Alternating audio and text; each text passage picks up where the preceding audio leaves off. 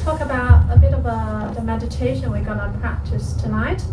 It's called a Nianfo meditation. Has anyone done Nianfo? Raise your hand if you have. Okay, you don't know? You don't know? First time? Yeah, first time. Yeah. Okay.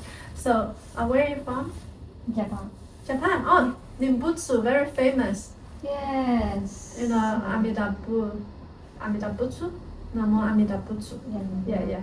So, a bit of background about myself for those who don't know me. So my name is Jia Wen. I originally born in China, and I came to came to Australia when I was 15. I studied my high school in Brisbane, and then moved to Melbourne for Melbourne Uni. Studied there for 7 years. It's too long.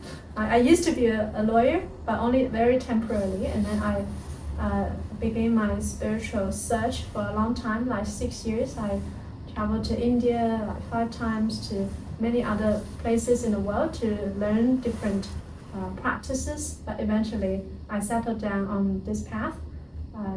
It's called Pure Land Buddhism, Mahayana Buddhism, originated from China, Chinese Buddhism. Buddhism is originated from India, and then when Buddhism spread from India to China, and then there are 8 different schools in Chinese Buddhism, and Pure Land school is the largest sect in Buddhism. And when we talk about the schools, the different schools simply represent the different teachings by the Buddha. So in order to practice meditation, we need to stick with best one method. You cannot maybe practice 2 methods at the same time. Does that make sense? Yeah, it's like there are many gates, many doors you can enter in this hall, but if you're really gonna enter, you can only choose one door, one gate. So that's why it's also called Dharma gate. Right? So in the Pure Land Dharma gate, we practice the meditation called Nianfo.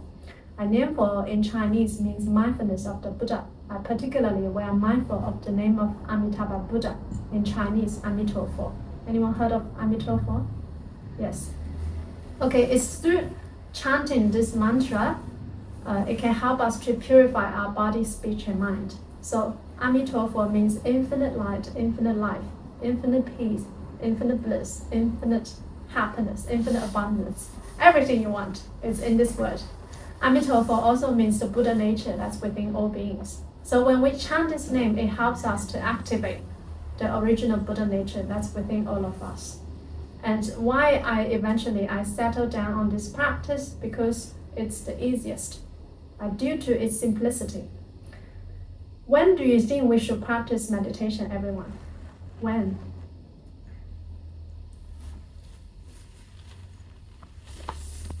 And what happens to the other time when you're not free? If you don't have awareness, what happens? So that's a lot of beginners, including myself included. When I first started on this path, I just thought, maybe 1 hour in the morning, half an hour in the evening or something. And eventually I realized, no, it's not like this. Meditation is moment-to-moment practice.